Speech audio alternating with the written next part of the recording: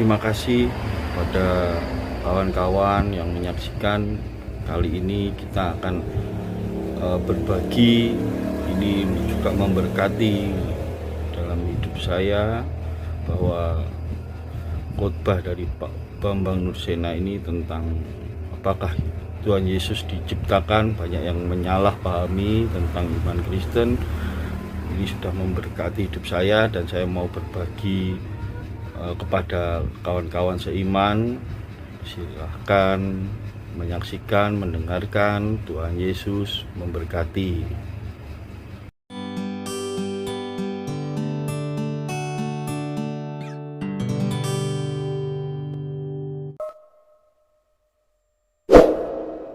Dari Wahyu pasal 3 ayat 14 sampai dengan ayat 22.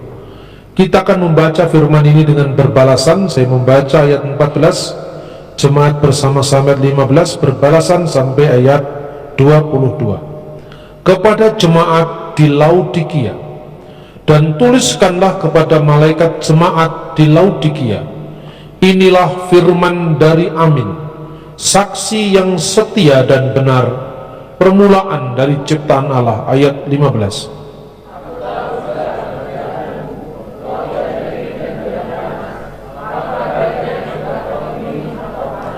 Jadi karena engkau suam-suam kuku dan tidak dingin atau panas, aku akan memuntahkan engkau dari mulutku.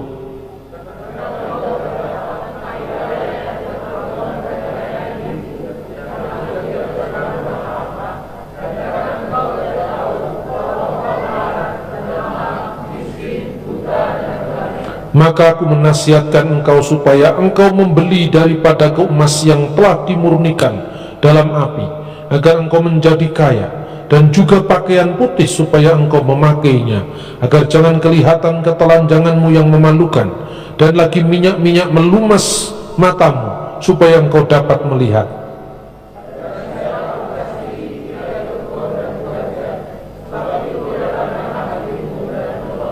Lihat, aku berdiri di muka pintu dan mengetuk. Jikalau ada orang yang mendengar suaraku dan membukakan pintu, maka ia akan masuk mendapatkannya, dan aku akan makan bersama-sama dengan dia, dan dia bersama-sama dengan aku.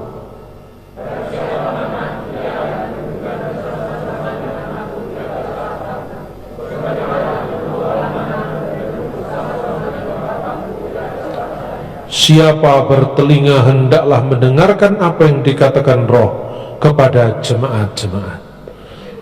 Amin. Sudah dikasih oleh Tuhan Yesus, Laodikia adalah satu di antara 7 gereja yang tersebar di Asia Kecil. Yang disebut Asia Kecil sekarang ini adalah wilayah Turki. Sebagian dari tempat itu masih bernama sama dengan zaman Alkitab. Laodikia, Efesus, Pergamus. Ada beberapa nama yang berubah menjadi nama Arab. Misalnya Smyrna menjadi Izmir sekarang. Tetapi eksistensi tempat-tempat itu masih ada sampai hari ini di Turki. Kalau kita pergi ke Holy Land dan kemudian rutenya ke Turki, kita bisa mengunjungi jemaat-jemaat ini. Setiap jemaat memiliki problematika masing-masing. Ada yang tawar iman, ada mereka ini yang kaya, yang diberkati, tapi sebenarnya di mata Tuhan adalah miskin. Inilah yang terjadi pada jemaat di Laodikia. Laodikia itu kalau dilihat dari letak geografisnya, letaknya tidak di bawah secara geografis. Kemudian ada kota lain yang di atasnya itu dia mengirimkan lewat saluran air dari bawah, dan itu sebetulnya ada alam di sana yang membuat air itu panas. Dari atas itu panas seperti mungkin belerang atau apa gitu ya. Kemudian ketika sampai lewat saluran air yang disalurkan dari atas sampai ke bawah itu, sampai Laodikia tidak panas lagi, menjadi suam, hangat-hangat saja, tidak dingin tapi juga tidak panas. Ini menjadi gambaran. Jadi kondisi alam itu disindir sama Tuhan. Imanmu itu seperti air yang kamu lihat sehari-hari. Kamu tidak panas seperti yang di atas itu, tapi juga tidak dingin sekalian seperti yang di bawah sana, hanya suam-suam saja. Problem apa yang dihadapi oleh jemaat Laodikia? Secara finansial, Laodikia itu kota yang kaya. Pada abad pertama, dia memiliki kekayaan yang luar biasa, makanya digambarkan dengan emas dan perak. Bagi zaman dahulu, emas dan perak itu adalah simbol dari kekayaan. Makanya tidak hanya di budaya Israel, di budaya India, Cina, Mesopotamia, emas dan perak itu merupakan simbol kekayaan. Kalau Anda membaca teks-teks zaman Ramayana, itu kira-kira tahun 120 Masehi, Indonesia itu disebut di kitab Ramayana India, disebut dengan Yatnawanto Jawa Dwipam Saptaraju Pasubitam. Jelajahilah pulau Jawa yang dihiasi dengan 7 kerajaan. Suwarna Rupiaka Dwipam, pulau emas dan perak. Yang dimaksudkan sini mungkin Bukit Tinggi Sumatera, mungkin juga adalah Papua. Itu abad kedua Masehi. Jadi artinya emas dan perak itu bukan hanya di Laodikia, di Timur Tengah, dimanapun simbol dari kekayaan yang berkat luar biasa. Petrus berkata, emas dan perak tidak ada padaku, tetapi yang ada padaku, dalam nama Yesus bangkit dan berjalanlah. Artinya apa? Emas dan perak itu simbol kekayaan. Yang kedua, selain dia kaya, Laodikia berbeda dengan jemaat yang lain, dia lebih kaya. Dia memiliki, waktu itu kalau zaman sekarang kira-kira disebut pabrik lah, industri besar kain linen. Kain linen yang terkenal di Timur Tengah adalah Laodikia pada zaman itu. Kain linen itu kain yang kualitasnya terbagus, ya kan? Yang ketiga, dia punya teknologi pelumas mata. Nah, 3 ini menandai kekayaan atau properti dari Laodikia. Emas perak yang menimbulkan kekayaan. Kenapa dia kaya? Dia punya teknologi pelumas mata, dia memiliki pabrik linen. Kurang apa dia? Tapi di mata Tuhan, aku menasihatkan engkau supaya engkau membeli daripadaku emas yang dimurnikan dari api, agar engkau menjadi kaya. Jadi di mata Tuhan dia miskin. Di mata Tuhan, ayat 17, karena engkau berkata aku kaya, dia merasa kaya, tapi di mata Tuhan dia miskin. Aku telah memperkayakan diriku dan tidak kekurangan apa-apa.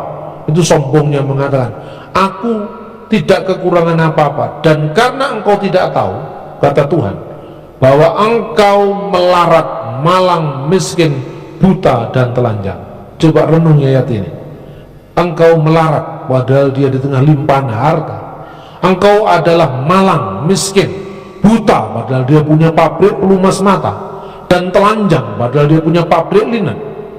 Jadi kekayaan kita itu di mata Tuhan gak ada artinya apabila tidak dibaktikan untuk kerajaan Allah. Kita membaca ayat berikutnya.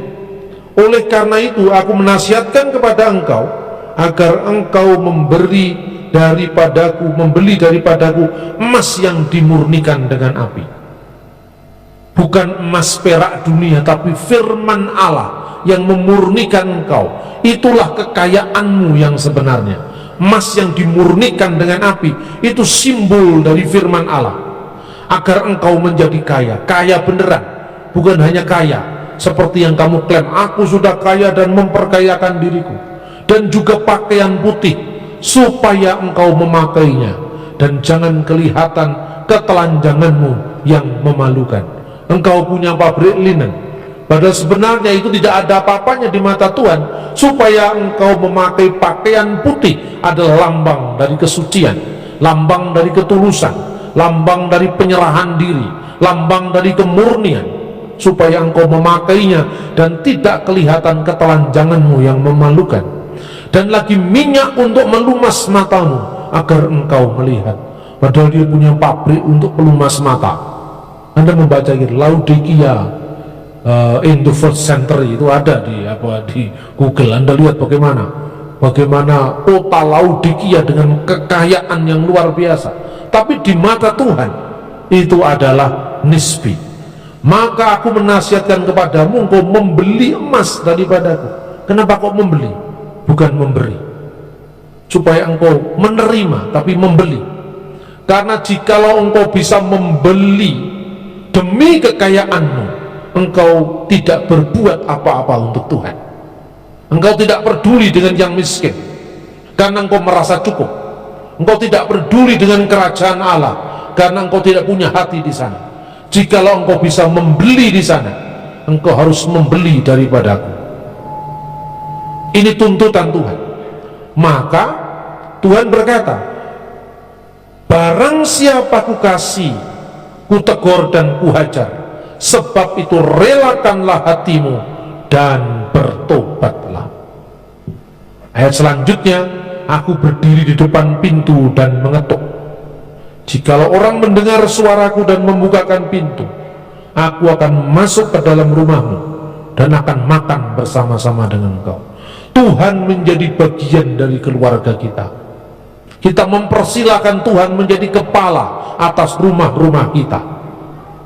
Kedaulatan tidak lagi di tangan kita, tapi di tangan Tuhan yang adalah bos kita, penentu kehidupan kita. Barang siapa menang, itu ada prestasi, dia akan kutundukkan bersama-sama dengan aku dan di atas tahtaku, sebagaimana aku pun telah menang dan duduk bersama-sama dengan Bapakku di atas tahtanya. Bukan sekedar engkau berubah merelakan dirimu untuk bertobat, tetapi lebih daripada itu, engkau akan diberi mahkota karena engkau menang, seperti aku pun telah menang. Yesus memberikan teladan dirinya, bagaimana dia yang kaya menjadi miskin karena kemiskinan kita. Apa dibandingkan dengan kekayaanmu, hai manusia? Aku yang pemilik langit dan bumi ini turun menjadi miskin karena kemiskinanmu, agar engkau yang miskin menjadi kaya. Apalah kau dengan Laodikia dan kekayaanmu, dengan Laodikia dengan emas perakmu, dengan kota yang kau banggakan dengan pelumas mata, dengan pabrik linen yang kau punya. Di mataku kau miskin, melarat, telanjang, tidak ada artinya. Lalu ditutup dengan kata, siapa bertelinga hendaklah mendengarkan apa yang dikatakan Roh kepada jemaat-jemaat. Dengan latar belakang historis seperti inilah, maka ayat 14 kita bisa pahami. Inilah firman dari Amin, saksi yang setia dan benar, permulaan dari ciptaan Allah. Yang kedua, aku tahu segala pekerjaanmu, engkau tidak dingin dan tidak panas. Alangkah baiknya kalau engkau dingin dan engkau panas. Tuhan tidak mau yang setengah-setengah. Ada ungkapan bahasa Jawa yang bagus, yen wani ojo wedi-wedi, yen wedi ojo wani-wani. Nah, ini nggak bisa diterjemahkan dalam bahasa Inggris ini. Kalau memang engkau berani, jangan takut-takut. Tapi kalau engkau takut, sekalian aja lah, ojo wani-wani. Nanti kalau beraninya separuh-separuh malah kalah. Kalau kamu berani, sekalian berani, jangan takut-takut. Sedikit ketakutan akan membuat bayangan kekalahan pada dirimu. Hidup berserah pada Tuhan, itu yang dimaksudkan. Tidak suam-suam, engkau panas sekalian panas, dingin sekalian dingin. Pertama, konteks itu sikap komitmen kita kepada Tuhan yang tidak separuh-separuh, komitmen kita yang total menjadi murid-murid Kristus. Dalam konteks semuanya itu ditelanjangi dulu apa problemnya. Kamu merasa kaya, kamu merasa punya, kamu merasa memperkaya dirimu dan tidak kekurangan apa-apa. Di mata Tuhan dibelejetin satu-satu. Kamu sebenarnya miskin, telanjang, buta. Apa yang kamu tonjolkan? Ayat ini bisa dipahami. Inilah firman dari Amin, saksi yang setia dan benar. Permulaan ciptaan Allah. Kata ini disalahpahami oleh saksi Yehova. Jadi artinya saya tunjukkan backgroundnya dulu, Laodikia dan problem jemaat di sana, maka firman Tuhan bisa dipahami. Orang saksi Yehova mengatakan permulaan ciptaan Allah itu, Yesus itu ciptaan mula-mula. Jadi dia itu ciptaan, bukan Allah. Kira-kira seperti itu. Bagaimana kita menjawab? Bahkan bukan hanya saksi Yehova. Ada seorang pendeta senior yang sudah sepuh, ya, di Semarang. Dia mengatakan Yesus itu Tuhan, tapi dia itu juga ciptaan Tuhan. Itu sepi ajaran kayak gini. Yesus itu Tuhan, tapi juga ciptaan Tuhan. Dia Alkitab loh yang bilang. Saya nanya ke Tuhan langsung, dan Tuhan bilang, katanya itu seperti mikroba yang membelah diri, karena kebetulan latar belakangnya medis. Bukan seperti itu firman Tuhan. Artinya tidak seperti itu. Permulaan di sini tidak dalam pengertian permulaan urutan waktu. Dalam bahasa aslinya, bahasa Yunani, kata ini berbunyi demikian: lege ho amen, firman dari amen, saksi yang setia dan benar, arkes. Arke itu adalah bisa permulaan, arkes tetiseos tuteu. Arke itu bisa permulaan dalam pengertian permulaan urutan waktu, bisa permulaan dalam pengertian permulaan kehormatan, bisa permulaan dalam pengertian bukan permulaan yang diawali oleh waktu, yang mengawali waktu atau sumber segala sesuatu. Nah sekarang untuk melihat teks ini nggak hanya bisa telanjang dari satu ayat. Konteksnya itu apa? Laodikia merasa kaya, memperkaya dirinya, tidak kekurangan apa-apa. Dia lupa bahwa firman Allah itu sumber segala sesuatu. Tuhan menciptakan jadi, maka jadilah. Itu karena apa? Firman-Nya. Berfirmanlah Allah, jadi, maka jadilah. Jadi permulaan di sini bukan permulaan lahir, permulaan urutan waktu, tidak. Contohnya, kata Yunani itu selalu dilihat konteksnya, saudara-saudara. Bahasa apapun juga seperti itu. Misalnya, kalau ditulis pada mulanya Allah menciptakan langit dan bumi, karena ada kata menciptakan, berarti kata pada mulanya ini adalah permulaan waktu, karena ada penciptaan. Pada mulanya Allah menciptakan. Apa yang dimulai? Penciptaan tadi. Allah memulai menciptakan. Tetapi kalau dikatakan pada mulanya adalah firman, firman bukan ciptaan, karena firman itu menciptakan. Allah menciptakan caranya bagaimana? Dengan berfirman. Berfirmanlah Allah, jadilah terang, maka terang itu jadi. Oleh firman Tuhan langit dijadikan. Mazmur pasal 33:6. Oleh firman Tuhan langit dijadikan. Di sini firman tidak mungkin kata arke di sini diartikan ciptaan mula-mula, tidak. Karena apa? Firman itu sumbernya ciptaan. Arke dalam pengertian urutan waktu, misalnya ars angelos, malaikat penghulu, di Alkitab dikatakan. Art itu arke, angelos, malaikat penghulu. Apa malaikat permulaan? Kan tidak, maknanya bukan malaikat permulaan, malaikat yang mula-mula dihormati karena dia penghulu. Patriark, pater itu bapak, arke itu permulaan, bukan bapak permulaan, tidak, tapi bapak yang mula-mula dihormati. Jadi ayat ini bisa diterjemahkan dengan the head of the creation, kepala dari segala ciptaan. Karena kepala itu yang pertama-tama dihormati. Coba kita nyusun kursi kayak begini, begitu wali kota mau hadir dibuat sofa di depan. Kenapa? Begitu Anda duduk, Pak tolong maaf Bapak duduk di sini, nanti dampingi Pak Wali ya. Kenapa? Yang disuruh ngomong begitu umurnya 59 tahun. Pak Anton umurnya 55 tahun misalnya. Loh, kan tua yang mendampingi. Kenapa yang disebut pemimpinnya Pak Anton, karena bukan permulaan usia, permulaan yang dihormati. Makanya pemimpin disebut arkes, pemimpin-pemimpin, penguasa-penguasa, arkes ke exosai bahasa Yunani. Jadi harus tahu lihat konteksnya. Jadi kata permulaan di sini maksudnya bukan permulaan urutan waktu, tapi permulaan urutan kehormatan. Jadi Yesus itu bukan ciptaan, tetapi pencipta, karena dia firman Allah. Pada mulanya adalah firman, Yohanes 1 ayat 1. Firman itu bersama-sama dengan Allah, dan firman itu adalah Allah. Ayat 3, segala sesuatu dijadikan oleh dia, dan tanpa dia tidak ada sesuatu pun yang telah jadi dari segala yang telah dijadikan. Kata dia ini menunjuk siapa? Menunjuk kepada firman. Orang mengatakan, Pak, kalau Yesus tidak ada yang bisa datang kepada Bapa kalau tidak melalui aku. Yesus kan baru ada setelah abad pertama, dilahirkan oleh Bunda Maria.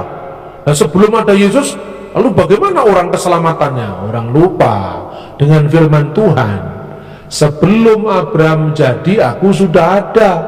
Yang ada sebelum Abraham ada, ketika Yesus berkata, amin amin lego humin, Yohanes pasal 8 ayat 58. Pren Abraham genestai ego eimi, sebelum Abraham jadi aku sudah ada. Ini bukan ada fisiknya Yesus, tetapi ada sebagai firman.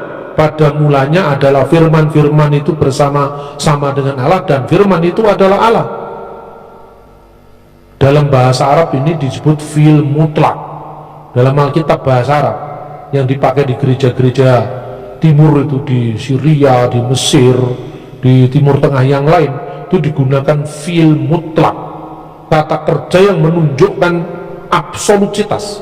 Makanya dalam Alkitab bahasa Arab diterjemahkan begini, Al-haqqo aqulul lakum qabla an yulada Ibrahim anakainu almastulillahi daiman. Ini bukan Al-Quran, ini Injil Yohanes pasal 8:50. Artinya yaitu yang tertulis itu, ya kan? Orang Indonesia kan lihat pokoknya Arab itu mesti Islam, Arab pati genah ya Islam, ya kan? Arab itu tidak harus Islam. Sebelum orang Islam itu ada Arabnya di Alkitab loh. Pencurahan Roh Kudus itu ada orang Arab. Itu ada baca di Kisah Rasul pasal 2 ya. Pendatang dari Roma dan orang Arab. Kalau cari orang Cina kan nggak ada di situ. Orang Batak, orang Jawa nggak ada di situ. Kok Anda merasa lebih Kristen? Orang-orang Arab itu mengenal Injil sejak Pentakosta. Nah, gara-gara ada agama Islam, kita kemudian Arab itu Islam, Pak. Kita alergi dengan segala macam yang berbau Arab, ya kan? Nah, orang Islamnya juga gitu, merasa lebih Arab dibanding orang Arab, khususnya Malaysia dan Indonesia, ya kan? Ini memang manusia-manusia aneh begini, susah. Karena apa? Ketanggung kita ini. Orang Malaysia juga gitu, merasa lebih Arab dibanding orang Arab. Kata Allah nggak boleh dipakai, karena itu hanya miliknya umat Islam. Nah, sebelum zaman Islam, bapaknya Nabi Muhammad namanya Abdullah. Berarti artinya hamba Allah, kan sudah ada kata Allah sebelum zaman Muhammad. Nah, terus ketika ada kata Allah itu agamanya apa? Orang Islam belum ada. Yang ada Yahudi dan Kristen, iya kan? Kristennya sekarang ikut-ikut, nggak mau pakai kata Allah. Nah, ini kan sudah rusak semua ini, iya kan? Ini pikirannya sudah rusak semua ini kan? Di Malang mulai ada itu gereja apa itu, YAS itu, yakin hidup sukses. Baru yakin kita sudah sukses. Ya. Itu aneh-aneh sekarang ini. Makanya problem gereja itu bertumpuk-tumpuk karena kita ini apa ya, latah, dan kita tidak ahli ngomong gitu loh. Makanya itu kalau tidak bener-bener ahli jangan bicara, bicaralah apa yang kau ketahui. Saya ngomong sama teman-teman kelompok Yahweh, dasarnya apa kamu itu mengembalikan nama Yahweh di perjanjian baru? Itu karena nama Tuhan, Pak. Nah, iya, terus nama Tuhan itu dasarmu apa? Dasarnya firman. Semua ayat yang dikutip perjanjian lama. Saya minta satu ayat saja di perjanjian baru, jangan perjanjian lama. Kalau di perjanjian lama kita yakin memang iya ada, masalahnya ada tertulis tidak dibaca. Gitu loh. Contohnya orang Yahudi membaca Markus pasal 12 ayat 29 itu kan kutipan dari Ulangan pasal 6 ayat 4 kan. Gak percaya sama saya, baca di YouTube sajalah. Klik, Anda buka YouTube ya, terus Anda tulis reciting the Shema, S-H-E-M-A in Hebrew. Anda tulis gitu. Itu orang Yahudi itu. Itu akan dibaca begini. Shema Yisrael Adonai Eloheinu Adonai Echad. Ini Yahudi nih. Jadi sebelum Islam ngaji, Yahudi sudah ngaji. Ya toh? Artinya dengarkanlah wahai Israel, Yahweh aslinya di situ. Adonai itu Yahweh aslinya. Eloheinu Adonai Echad. Karena rasul-rasul nggak pernah ngomong Yahweh, ngomongnya Adonai, maka ketika nulis perjanjian baru ditulis Kurios. Alkitab Indonesia itu nirukan para rasul, karena para rasul nggak pernah ngomong Yahweh, ya ditulis Kurios, selesai. Tapi Yesus kan mengatakan, dikuduskanlah namamu. Siapa namanya? Si Kristen jawab, namanya Yesus. Yesus kan nama anaknya, nama bapaknya siapa? Ya Bapak itu jabatan bukan nama. Siapa namanya? Dikejar terus, Yahweh namanya. Nah itu kan kita bener tapi salah. Karena apa? Kalau membaca ayat jangan hanya ayat itu saja. Ini kan terucap di doa Bapa kami di apa itu Matius pasal 9. Coba cari sebelum ayat itu, setelah ayat itu, seluruh perjanjian baru ada enggak nama Yahweh? Kalau tidak ada, berarti nama bukan dalam pengertian nama seperti kamu pahami. Namanya Joko Widodo, Ahok, bukan itu. Coba sekarang kalau kita membaca di Alkitab, nama Tuhan adalah menara yang kuat, ya kan? Nama Tuhan adalah menara yang kuat. Itu yang kuat itu nama-nama hurufnya atau pribadinya? Bukan huruf-hurufnya. Nama Tuhan menara yang kuat. Sebentar Pak, huruf hanya copot, belum ngomong, bukan begitu kan? Di peristiwa Menara Babel, Kejadian 11, marilah kita mendirikan apa itu bangunan yang mencakar langit itu. Marilah kita mencari nama. Ya, yang membangun Menara Babel itu umurnya berapa kira-kira? Enggak catat dalam Alkitab kan? Orang-orang Timur Tengah itu dewasa umur 16 tahun ke atas itu. 16 tahun di bawah 17 lah. Kalau orang Timur Tengah itu 20 tahun, katakanlah umurnya 20, 25, 30. Mereka membangun Menara Babel. Apa mereka mengatakan, apa sebelumnya umurmu berapa kamu membangun menara ini? 25 Pak. Umur 25 belum dikasih nama sama Tuhan kamu, sama bapakmu? Belum Pak, belum punya nama. Makanya saya cari nama dengan membangun menara. Kalau cari nama ditulis saja di akte, nggak usah membangun menara. Mencari nama di sini namanya bukan belum punya nama, mencari kedudukan, mencari popularitas gitu loh. Jadi nama itu bukan dalam pengertian seperti nama Bambang Gentolet, Bambang SBY, bukan itu. Nama bagi Tuhan itu pribadi di balik yang dinamakan itu. Dan teksnya nggak ada. Terus bukti, naskah-naskah Alkitab dari abad pertama sampai sekarang tidak satu pun menyebut kata Yahweh. Anda kepingin tahu ini? Di Museum Jenewa kan? Di namanya Biblioteca Budmeriana di Jenewa. Itu menyimpan naskah Alkitab Injil Yohanes namanya P66, Papyrus 66 dari tahun 120 Masehi. Ketika Injil Yohanes mengutip kata-kata persiapkanlah jalan bagi Tuhan, derek ya, apa itu Yahweh, jalan bagi Tuhan, ya kan? Di dalam bahasa Yunani ditulis di situ kan, Teunate ten hudon kurion. Jadi derek Yahweh diterjemahkan hudon kurion, bukan hudon Yahweh. Maka sudah benar kalau dikatakan persiapkan jalan bagi Tuhan, bukan persiapkan jalan bagi Yahweh, karena teksnya tidak ada. Saya kejar terus. Nah ini naskah jumlahnya 5.000 perjanjian baru itu. Dari abad pertama, kedua, ketiga, keempat sampai sekarang tak sepotong pun ada kata Yahweh. Kok sampean mau mengembalikan kata Yahweh itu? Dasarnya apa? Dasarnya firman yang mana? Wong firmannya tidak ada kata Yahweh. Iya toh? dikuduskanlah namamu, itu tafsirmu bukan firman Tuhan. Nyatanya firmannya tidak seperti itu, kan gitu kan. Lama-lama kepepet. Beberapa teman mengatakan, kita nunggu ketemu Pak, nanti kalau naskah aslinya ketemu. Loh, kalau naskahnya belum ketemu jangan bikin gereja dulu, nunggu ketemu naskahnya, kan gitu kan. Loh ini loh, kita orang Kristen seringkali dipakai oleh golongannya genderuwo buta hijau itu, di otak kita ini diputer-puter supaya kita tidak bekerja untuk Tuhan, supaya misi kita dibatalkan, supaya kita tidak memberitakan kabar baik. Maka otak kita ini dibegal, kalau katanya orang Jawa. Yang begal itu golongannya demet dan sebagainya itu. Karena apa? Setiap gerakan yang menghalangi pewartaan firman Tuhan, tidak lain hanya dia sadar atau tidak sadar. Makanya firman Tuhan berkata, umatku binasa karena mereka tidak berpengetahuan. Kalau Anda belum bisa sampai ke Jenewa, kunjungilah The Museum Cafe. Nah, ini pasan sponsornya ini. Anda bisa datang ke jalan Panji Suroso. Saya memang punya visi besar untuk ini. Supaya apa? Orang datang sambil minum kopi tapi lihat Alkitab. Di sana saya pasang The Museum Cafe itu The Dead Sea Scroll, kitab Nabi Yesaya yang berasal dari tahun 120 sebelum Masehi. Terus Anda mengatakan itu palsu, sing endi? Ini mulai tahun 150 sebelum Masehi sampai zaman sekarang itu tidak beda. Kitab Kejadian ini, kitab Kejadian pasal 1 huruf Ibrani zamannya Hasmunaim abad 3 sebelum Masehi. Bunyinya sama. Bersit bara Elohim et hasamayim ve et sa'aret. Ya kan?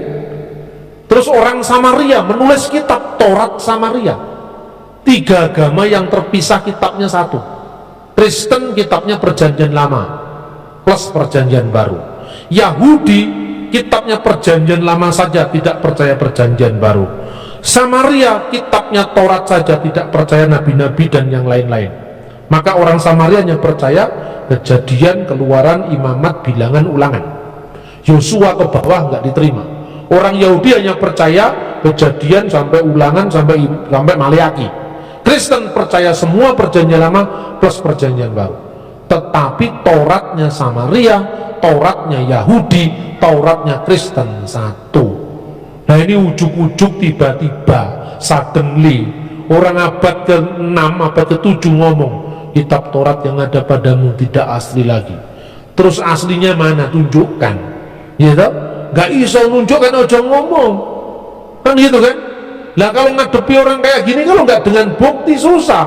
Maka saya kumpulkan itu dari Museum Israel, dari Jenewa, saya datang ke Lebanon, ke Irak, ke Syria, ke Mesir. Saya kumpulkan ada ratusan naskah yang saya pamerkan di The Museum Cafe.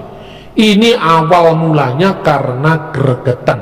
In the beginning was gregetan. Karena orang yang sok tahu ini terlalu banyak, pegel saya. Iman saya disalahpahami, terus kita ini diam. Terus saya ganti bertanya, terus kitabmu yang namanya Quran itu buktinya apa sekarang? Maksudnya bukti apa Pak? Ini firman itu tidak berubah. Sopo ngomong tidak berubah? Berubah juga. Saya punya bukti. Beberapa teks Quran yang berbeda saya simpan di situ, tapi nggak saya expose.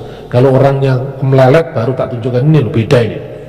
Ini mana Pak? Ada orang juga gitu. Namanya Pak Ghazali. Saya nggak percaya Pak, yang lain-lain hanya percaya Quran. Ya karepmu, kamu Islam. Saya juga nggak ngurusi kamu nggak percaya Injil juga nggak apa-apa, nggak ada paksaan. Tapi ini kitab yang terakhir bagi sing percaya. Yang nggak percaya kan bukan terakhir, ya kan? Bener apa tidak? Ini wahyu lah sing percaya, sing nggak percaya wahyu Suhendro kan gitu kan?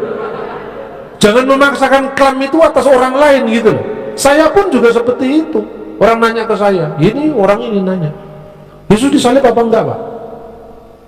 Ketemu sama mahasiswa saya, ya kalau menurut Alkitab disalib Pak katanya. Terus orang ini ngomong Pak Ghazali, kalau menurut Al-Quran tidak. Terus lanjutannya macet Pak, orangnya pulang. Ya mesti menurut Injil Yesus disalib. Lah dia tidak percaya dengan Injil loh. Menurut Quran Yesus nggak disalib. Kamu nggak percaya dengan Quran, ya macet lah. Suatu saat dia datang lagi, Pak Bambang, saya sudah nunggu lama Pak, saya mau diskusi apa, saya bilang. Yesus disalib apa enggak? Pasti disalib, saya bilang. Menurut Al-Quran, saya enggak ngomong Quran, ngomong sejarah, saya bilang. Loh kok bisa gitu Pak? Karena Quran itu munculnya abad ke-7, penyaliban terjadi abad pertama, jadi nggak cocok untuk sejarah Pak. Bapak mau menceritakan sejarahnya zaman Siti Nurbaya, nggak bisa berdasarkan sumber zamannya Siti Nurhaliza, nggak bisa. Siti Nurbaya itu Siti Nurbaya, benar apa tidak? Ini naskah dari zamannya Abraham. Ya naskah zamannya Abraham itu undang-undang Lipit Istar, Prasasti Nusi itu zamannya Abraham, tidak bisa dari zamannya Abraham Somat, nggak bisa. Sekalipun itu wahyu, ya wahyu kan saya percaya, sudah percaya kan itu wahyu. Terus saya tunjukkan ini loh, lihat ya, ini ada naskah Yusefus abad pertama Masehi tahun 90, Yesus disalib. Ini orang Yahudi yang ngomong gitu. Ini lihat Tacitus, senator Romawi, Yesus disalib. Tanpa membaca Injil pun Yesus disalib. Tak guyoni makanya, tutupen Alkitabmu, tutupen Al-Quranmu. Yesus disalib, susah nggak mau sama baca Alkitab. Itu sejarah. Anda tolong baca buku saya. Kalau yang saksi Yehova itu, haruskah Anda percaya pada saksi-saksi Yehova? Tuntas itu. Saya tunjukkan dari naskah aslinya, saya tunjukkan dari ayat-ayat yang dipelintir sama saksi Yehova, termasuk Wahyu pasal 3:14 itu dipelintir sama dia. Dia menerjemahkan permulaan ciptaan, berarti itu ciptaan, kata saksi Yehova. Saya tulis di buku saya, haruskah Anda percaya pada saksi-saksi Yehova? Itu karena reaksi terhadap tulisan mereka. Haruskah Anda percaya pada Allah Tritunggal? Saya jawab, harus, bagi yang cerdas. Sing bodoh kaya kowe ora harus, karena kowe ora ngerti. Dia bilang, Pak, Tritunggal itu tidak masuk akal. Bukan tidak masuk akal, tidak masuk di akalmu karena kamu nggak pinter. Marah saya gituin kan orangnya. Dia tanya gini, Bapak buktikan ini menyinggung kami. Nah, itu kira-kira tahun 2008. Buku ini kan muncul pertama tahun 2008. Buku Saksi Yehova itu munculnya tahun 2008. Mereka saya menelpon ke saya suratikan pertama, menelpon ke saya, buku Bapak sangat merendahkan organisasi kami, karena saya katakan bahasanya itu bodoh, kurang cerdas, kurang data itu. Selama ini kan orang-orang kesana kan nggak punya bahasa kayak gitu. Saya sampai ditegur salah seorang hamba Tuhan senior, Pak Bambang, apa tidak ada kata yang lebih halus daripada kata goblok Pak? Tidak ada loh Pak, saya sudah cari itu tidak ada, itu paling tepat itu. Nah, tapi saya nggak berani ngelawan hamba Tuhan yang lebih tua dari saya nggak berani. Cuma saya guyoni saja. Kalau misalnya itu bahasanya santun nggak lebih baik Pak. Santun kalau untuk orang lain Pak, untuk kelompok yang satu ini, spesies yang satu ini, nggak bisa santun Pak. Spesies yang satu ini, karena apa? Orang itu kalau merasa tahu, terus Anda katakan sesat, itu nggak mempan. Coba Anda ngomong Saksi Yehova itu sesat. Teman saya ini Pak Anton, orangnya di Wakil sana. Orangnya itu memang ya pejabat pemerintah tapi agak kusru. Dia dikunjungi Saksi Yehova, diajak diskusi Alkitab, tapi dia tidak punya bahan. Terus dia ngomong gini, Pak ada Alkitab. Dia marah, ada. Diambilkan Alkitab bahasa Madura. Jadi kalau dikatakan perintah Tuhan yang pertama parentahna Gusti Allah kasetong, kan nggak bisa dia ngomongnya. Nggak bisa Pak, ya sudah punya saya cuma itu katanya. Pulang, pikirannya udah selesai dia. Tak beberapa lama ini dia datang bawa temennya, bawain Alkitab. Ini kalau Bapak tidak punya bahasa Indonesia ini Pak, saya kasih Alkitab. Waduh, pusing saya Pak. Terus gimana? Datang lagi, saya lagi siram-siram air, pura-pura saya tidak tahu, saya semprot mukanya katanya. Malah keluar ayat disemprot mukanya itu. Ingatlah ketika dunia menolak kamu, dia terlebih dahulu telah menolak aku. Ayo coba angel kan? Itu karena apa? Dia merasa tahu Anda ladeni kasar nggak bisa, dengan kesalahan nggak bisa. Anda katakan kamu sesat, kamu sesat. Ya, dunia sudah menolak saya sebelum dunia menolak kamu. Tapi begitu saya katakan kamu goblok, stres dia kan?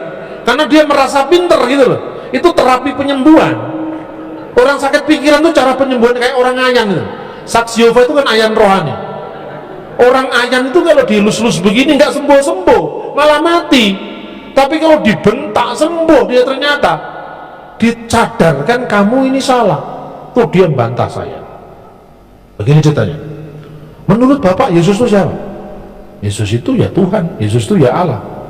Nah, kalau nyanyi kan Yesus Tuhan dan Allah kami ya, our Lord and our God. Yesus itu our Lord, Pak, it's no problem, nggak masalah, kami percaya, oke? Kalau Allah, nggak ada ayatnya, Pak. Di mana ayatnya? Mana ada? Akulah Allah, sembahlah aku. Nggak ada. Ya memang tidak ada. Orang Yahudi itu nyebut nama Tuhan aja nggak boleh. Dia menyebut dengan sandi atau samaran, apalagi ngomong vulgar, itu nggak mungkin, nggak cocok dengan kebudayaannya, ya kan? Sama dengan Anda ngomong kepada orang Jawa. Orang Jawa, apalagi keraton Solo, pangkatnya Kanjeng Pangeran, misalnya.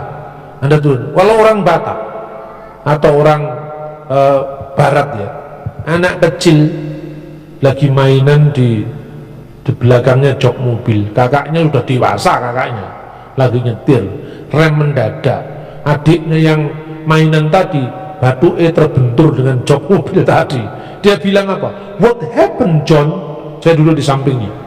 Oh, ini kalau adik saya tak ketak ini, katanya apa? Masa jambal kalau kakaknya, apalagi dengan bapak. Coba Anda sekarang jambal kepada bapakmu, ya kan? Dikatakan namanya Prawiro Dirjo, hei Prawiro Dirjo, katanya. Oh, tak cocok bisa dengan gitu kan? Pangkatmu apa? Kamu tuh anak saya, gitu kan? Nah sekarang orang ngomong Yahweh, Yahweh itu jangkar. Yahweh Tuhan kami, lu masa ngomong gitu? Itu nggak cocok dengan kebudayaan Yahudi. Yesus itu orang Yahudi, bukan orang Washington. Yesus itu bukan orang Amerika, dia orang Yahudi. Artinya apa? Alkitab itu muncul dari budaya Israel. Jadi jelas tidak bisa seperti orang Saksi Yehova kan Yahweh, Yehova. Kalau kelompok ini kan Yahweh. Intinya sama saja. Tapi Yesus tidak pernah mengklaim bahwa nama Yahweh dipertahankan. Terbukti di seluruh perjanjian baru nihil, tidak satu pun ada kata Yahweh. Nah karena itu harus memahami perjanjian baru dalam konteks perjanjian baru. Yesus firman Allah, firman itu adalah Allah. Nah, coba Bapak baca ayatnya. Pada mulanya adalah firman, firman itu bersama-sama dengan stop. Oh, kurang ajar sekali. Kalau Yohanes bersama-sama dengan Markus, apakah Markus adalah Yohanes? Yohanes bersama-sama dengan Markus, ya Markus ya Markus, Yohanes dan Yohanes. Yohanes bukan Pak, bukan. Sekarang saya bandingkan, kalau firman bersama-sama dengan Allah, apakah firman adalah Allah? Ya. Bapak tidak konsisten. Nah, katanya Saksi Yehova, oh bukan, saya tidak konsisten. Kamu yang tidak bisa membedakan satu Tuhan dengan satu bakpao. Nah kok bisa Pak? Lebih jelas toh. Sekarang kalau katakan benda A bersama benda B, bersama-sama A bukan B. Sekarang kalau saya katakan roh saya bersama-sama dengan saya, apakah roh saya bukan saya? Loh kok gitu Pak? Nah, kowe bodoh masalahnya. Salah kalau kamu perumpamaannya salah. Nih kurang jelas lagi. 3 bakpao diambil 1 bakpao tinggal berapa? Tinggal 2 Pak. Itu karena bilangan. Sekarang saya mau tanya, keahlian bikin bakpao diajarkan pada 100 ibu, yang akhirnya 100 ibu ini pinter bikin bakpao setelah diajari ilmu bakpaologi. Pertanyaannya, setelah ilmumu diajarkan pada 100 ibu, apakah ilmumu berkurang 100? Tidak Pak. Kenapa kok tidak berkurang? Karena ilmu itu bukan sesuatu yang bersifat fisik, kan gitu kan? Yohanes bersama-sama dengan Markus, ya Yohanes jelas bukan Markus, karena gundulnya Yohanes, gundulnya Markus, endasmu itu kan terpisah satu sama lain. Benar apa tidak? Ini logikanya tidak jalan gitu loh. Saya berikan contoh sekarang. Innallaha ma'asobirin, kata saudara muslim, Allah beserta dengan orang-orang yang sabar. Hitung berapa jumlah orang yang sabar di kota Malang. Oh banyak Pak, 5.000, 10.000. Itu berarti di 10.000 tempat yang berbeda, pada jam saat yang sama, Tuhan yang satu bersama dengan 10.000 orang di 10.000 tempat yang berbeda-beda. Opo Gusti Allah jadi 10.000? Ndak Pak, tidak ada mustahil bagi Allah. Lambemu yang ngomong. Kalau tadi Tritunggal kamu ngomong katanya ndak masuk akal. Sekarang ini ndak ada mustahil bagi Allah. Otakmu itu nggak cerdas, harus dibenerin itu cara berpikirnya. Saya bilang begitu. Bener apa tidak? Kalau Anda berdoa, Bapa kami yang di surga. Surga itu alamatnya mana? Kata orang Buddha. Ya kan? Kenapa kita melihat ke atas, menengadah ke atas? Apa surga itu ada di atas? Di mata Tuhan tidak atas, tidak ada bawah. Tuhan itu melampaui ruang, waktu, dan keterbatasan kita. Kalau Tuhan hadir di sini, sekaligus bisa hadir di sana. Karena Allah itu ada di mana-mana. Sekalipun Allah itu satu. Apa pernah Anda berdoa konfirmasi Tuhan? Kenapa doa saya nggak dijawab? Minggu terakhir ini saya sibuk di diaspora. Jadi tolong minggu depan saja jawabannya. Masa itu Tuhan? Tuhan itu maha hadir di mana-mana. Anakku, kenapa aku tidak menjawab doamu? Kamu berdoa menghadap ke timur. Waktu itu saya sedang menghadap ke barat. Jadi saya nggak tahu kalau kamu di belakang saya. Masa begitu? Loh, Tuhan maha hadir kok diumpamakan dengan gundulnya Yohanes dengan dasnya sampean? Nggak bisa. Harus memakai logika metafisika teologia. Meta itu di sebalik yang fisik. Jadi Tuhan itu hadir di mana-mana. Jangan membayangkan Tuhan itu seperti benda. Inilah Tritunggal. Begitu juga ketika dia bicara tentang arke. Ini kan permulaan, ini firman Tuhan. Saya kasih informasi pada Anda. Lembaga Alkitab sekarang sudah menerbitkan Alkitab Yunani Indonesia. Beli di Sati. Di sana ada lembaga Alkitab Yunani Indonesia diterbitkan sejak tahun 1984 kalau nggak salah. Tapi Alkitab itu tidak pernah laku. Karena orang Kristen itu kalau penting baca Alkitab yang penting artinya, walaupun tidak tahu aslinya. Ya toh? Ibrani Indonesia itu terbit tahun 2001. 2000. Arab Indonesia terbit tahun 2003. Kebetulan saya sebagai salah satu tim pembacanya dari Lembaga Alkitab Indonesia untuk terbitan Arab Indonesia. Itu sudah ada. Koleksi itu di ruang kita masing-masing. Sekalipun Anda tidak ngerti, nanti ke belakangnya aja. Itu ayat Saksi Yehova kan selalu mengatakan naskah aslinya, kan selalu gitu kan. Anda kutip itu, ada dua jurus menghadapi Saksi Yehova. Satu jurus pengusiran, dua jurus penobatan. Nah, Anda pilih yang mana? Kalau jurus pengusiran modalnya murah, 110.000. Perjanjian Baru Yunani Indonesia. Nanti kalau dia sok tahu, menurut ayat Alkitab yang dipakai Lai salah Pak, yang benar mana? Ini Alkitab saya. Dia tunjukkan Alkitab terjemahan dunia baru, New World Translation of the Holy Scriptures. Saya sering menyebut The Bible of Gumbali Mukio. Ini Alkitab ini. Dia menerjemahkan Yohanes 1:1 itu lucu sekali.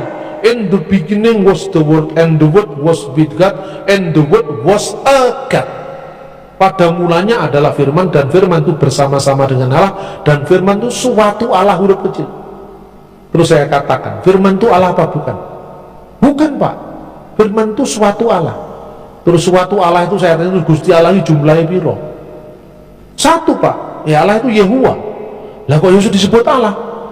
Mirip Allah Pak, makanya disebut Allah katanya. Ini Saksi Yehova itu ngomong begitu. Dan sekarang oke. Padahal ayat Alkitab mengatakan tidak ada ilah lain kecuali aku. Iya kan? Nah kamu bikin ilah lain lagi, namanya Allah yang huruf kecil tadi. Nah terus Allah yang huruf kecil itu yang menciptakan siapa? Ya Allah Pak. Allah menciptakan Allah huruf kecil. Iya Pak. Allah menciptakan dengan apa? Maksudnya Bapak apalah? Bodoh lagi kamu. Allah menciptakan dunia dengan seisinya itu apa? Nggak ngerti kamu, saya bimbing. Baca Mazmur 33:6. Oleh firman Tuhan langit dijadikan. Langit, bumi, laut seisinya, baik yang kelihatan maupun yang tidak kelihatan, gunung yang tinggi, laut, samudra, pantai, pohon-pohon, sapi, wedus gembel, semua diciptakan Tuhan. termasuk yang tidak kelihatan, jin, setan, peri, perayangan, gandarwo, tetean, lulu, banaspati, jerangkong, ekrek-ekrek, semua diciptakan oleh Tuhan. Lembut-lembut itu ya kan, yang kelihatan dan yang tidak kelihatan diciptakan oleh Tuhan. Dengan apa Tuhan menciptakan? Dengan firman-Nya. Oke? Sekarang saya mau tanya, firman Tuhan diciptakan apa enggak? Sama saksi Pak. Diciptakan Pak. Terus Tuhan menciptakan dengan apa? Dengan firman. Lah firman-Nya belum diciptakan, firman mana? Ya tidak ada yang mustahil bagi lo, gundul itu lagi, bingung lagi ngomong. Tuhan menciptakan dengan firman-Nya. Kamu mengatakan firman diciptakan. Firman mana yang menciptakan firman? Saya bentak orangnya. Loh Bapak jangan marah, kamu jangan bodoh terus. Makanya saya marah. Dengan apa Tuhan menciptakan firman-Nya? Ya belum ada jawabannya Pak. Kenapa kamu belum ada jawaban? Saya mau tunggu pada pemimpin saya. Pemimpinmu pasti tidak bisa jawab. Sekarang waktunya kamu memutuskan. Salah kamu, saya bilang. Itu mulai jam 9 pagi sampai jam 3 sore. Jam 3 sore akhirnya dia nyerah. Ya Pak, saya memang salah. Terus akhirnya dia balik ke gerejanya. Saya kalau pelayanan itu model-model gitu, mau dia katakan kasar biar saja. Memang orang kayak gini butuh itu terapi penyembuhan. Itu kan bukan kasar, terapi penyembuhan. Setelah itu saya minta maaf saya kemarin kasar-kasar. Karena dia sebenarnya teman dari teman saya. Tapi tolong ya, saya katakan tegas itu bukan berarti tidak mengasihi. Saya mengasihi setiap orang. Ibarat orang mau masuk ke dalam jurang, kalau saya rangkul dengan keras begini bukan berarti saya tidak mengasihi, supaya kamu tidak jatuh. Ini yang dikatakan merebut orang dari jalan yang salah. Firman Tuhan tegas mengatakan hal itu. Karena itu kalau lihat firman jangan dilihat harafiahnya huruf demi huruf, tapi lihat konteksnya apa, gitu loh. Saudara-saudara Muslim kadang-kadang juga gitu, sok tahu juga. Tapi kalau ngadepi mereka saya nggak sekasar saksi Yehova. Ngadepi mereka harus halus. Karena apa? Mereka backingnya di belakang itu banyak. Kalau jadi isu, jadi masalah, saya bikin seminar di Surabaya. Itu Geraha SA tempatnya di Berias itu, bikin besar-besaran di situ. Bagaimana menjawab saksi Yehova? Ditindaklanjuti lagi saksi Yehova, saya adakan, saya undang ini salah satu penatuannya saksi Yehova di convention hall. Itu bukunya itu ada hasil diskusinya di depan itu. Saya bagikan di convention hall itu, pemimpinnya Yehova hadir di situ. Saya kasih kesempatan, Mas, daripada sampean harus keluar masuk rumah kan capek, saya kasih forum. Ya Pak, iya 2000 orang yang hadir, saya bilang. Itu disiarkan lewat radio Betani. Jangan setiap mimbar-mimbar gereja yang undang-undang saya itu, hari ini hadiri tanggal sini, hadir semua 2000 orang. Saksi Yehova ngomong di situ. Saya tunjukkan, kamu salah, ini semua salah. Malu dia rupanya kan. Tapi beberapa pengikutnya kembali ke gerejanya. Di Semarang saya lakukan safari yang sama, sambil bawa buku itu. Haruskah Anda percaya pada saksi Yehova? Itu ada 20 orang masuk saksi Yehova, keluar semua, tapi 2 tersisa di situ. Saya tanya, kenapa kamu nggak ikut keluar? Ya Pak, saya nggak ikut keluar karena saya mau di sini. Kenapa kamu mau di sini? Saya salah Pak. Disik pendetamu siapa? Itu bapak yang di depan itu, saya kenalkan, oh, pendetamu ya. Pak, ini anak yang hilang sudah kembali, saya. Gitu. Ada banyak hal menghadapi saksi Yehova ini dengan 2 jurus. 1 jurus pengusiran, 2 jurus pertobatan. Ditanya jurus pengusiran, ditanya ayatnya gimana? Ini loh Pak, in the beginning was the word and the word was with God. Ini di sini ada kata sandang Pak, tetapi and the word was God itu tidak ada kata sandang tetapnya. Dia pasti nggak ngerti itu bahasa Yunani. Saya ajari murid saya, hafalkan. Mana Pak? Saya nggak ngerti bahasa Yunani. Apal no dise, ngerti carry. Apal no dise. 1, NRGN Holocaust ke Holocaust and Posondion Keteos and Holocaust. Ini jurus untuk nakut-nakuti orang. Jadi kalau dia ngutip bahasa aslinya, kamu kutip 1 ayat, dia langsung pamitan. Sebelum pamitan kunciin dulu rumahmu itu, suruh sampai tuntas duluan itu. Nah kalau dia kepingin, loh mana ayatnya? Pak, ini saya ada Alkitab Yunani Indonesia, tolong ditunjukkan kata sandang yang mana. Yakin saya, pasti dia permisi pulang dan tidak sok tahu lagi. Itu jurus pengusiran, modalnya 110.000. Beli Alkitab Yunani Indonesia. Yang kedua, jurus penobatan, belajar. Nah itu jurus penobatan kita mesti belajar. Anda ikut kelas pemuritan saya setahun 1 bulan 2 minggu, setiap bulan yang hadir pendeta-pendeta seluruh Indonesia dari Sabang sampai Merauke berjajar pulau-pulau itu hadir ke Malang, ya kan? Sekarang lagi ada kelas sekarang, ada pendeta GBI dari pendetanya Pak Bambang Yunan, dari Pak Niko, ada semua di Malang. Setiap bulan saya selenggarakan, namanya Intensive Course on Christian Muslim Theological Dialogue, kursus intensif untuk dialog Kristen Islam. Bahan-bahannya bagaimana menjawab Tritunggal, benarkah Yesus nggak disalib, benarkah Alkitab dipalsukan, banyak begitu, Injil Barnabas, semua yang menjadi problem dalam dialog Kristen Islam tuntas di situ. Iska atau Ismail gitu-gitu yang di ini. Kalau soal lahir baru dan sebagainya itu tugasnya Pak Sudi itu bukan tugas saya, ya toh? Kita saling membagi tugas. Apalagi kalau Anda punya latar belakang yang sama dengan saya, itu bisa sangat menolong. Apa yang ditekankan dalam firman Tuhan hari ini yang pertama, bahwa Allah adalah sumber segala sesuatu lewat firman-Nya. Allah menegur kepada jemaat Laodikia, kamu merasa diri kaya, memperkaya dirimu, tidak kekurangan apa-apa, tidak, di mataku kamu miskin, telanjang, melarat, buta. Karena itu belilah daripadaku emas yang sudah dimurnikan, atau baju putih yang membuat ketelanjanganmu tidak kelihatan. Firman Tuhan, atau akan memberikan pada matamu supaya kamu bisa melihat. Di mata Tuhan kau punya pabrik linen, kau punya pelumas mata, itu nisbi yang punya segala sesuatu, yaitu firman Allah, sumber segala sesuatu. Kembalilah pada sumbermu, maka kita akan menemukan hidup yang sebenarnya, hidup yang kekal di dalam Yesus Kristus, Tuhan dan Juru Selamat. Haleluya.